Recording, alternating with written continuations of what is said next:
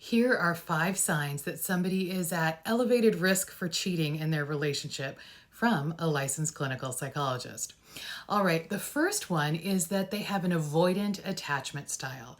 This means that they want to avoid conflict and that they prefer to sweep things under the rug rather than talk about them, that they frequently avoid talking about their feelings. So they are avoidant of emotions, conflict, and avoidant of really attaching in the relationship. The second thing is if they have narcissistic tendencies. Many people who stray have elevated narcissistic tendencies.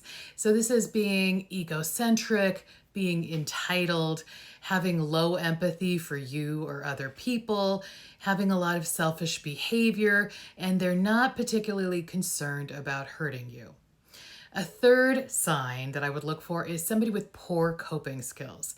This means that when the going gets tough, they cope very poorly or not at all. So when things are hard for them, they might turn to unhealthy coping strategies like excessive drinking, excessive use of drugs, shopping, gambling, anything to sort of numb themselves instead of trying to cope with their feelings and actually feel them and kind of get through the crisis. The fourth thing I would look for, and that's a sign of elevated risk, is if there is a family history of infidelity. So we know there's a genetic basis to infidelity. That doesn't mean that everybody who has a gene is definitely going to cheat. It just means that certain people who have had a family member that have cheated are at an elevated risk for cheating again because they may possess this particular gene. If you want to read about the genetic basis to infidelity, you can look up Zeech and colleagues. They have an article from 2015 in the Journal of Evolution and Human Behavior, and you can read all about it there.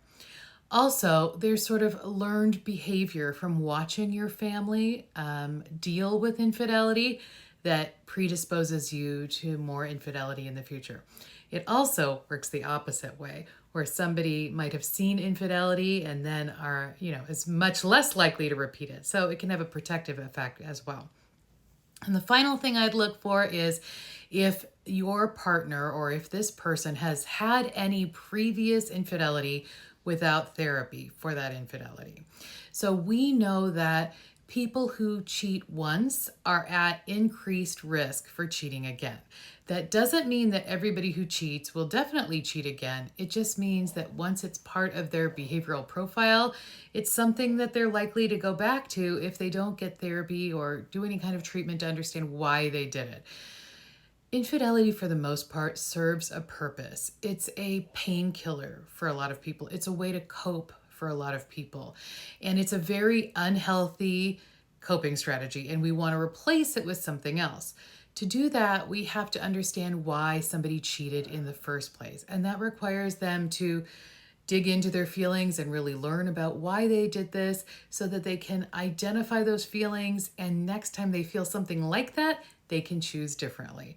So if somebody hasn't had any treatment, whether it's a support group or reading a self-help book or something, then they're at higher risk for choosing this behavior again.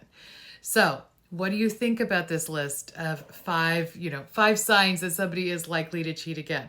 What would you add to the list? What do you think the most important factor is? Let's talk about it a little bit.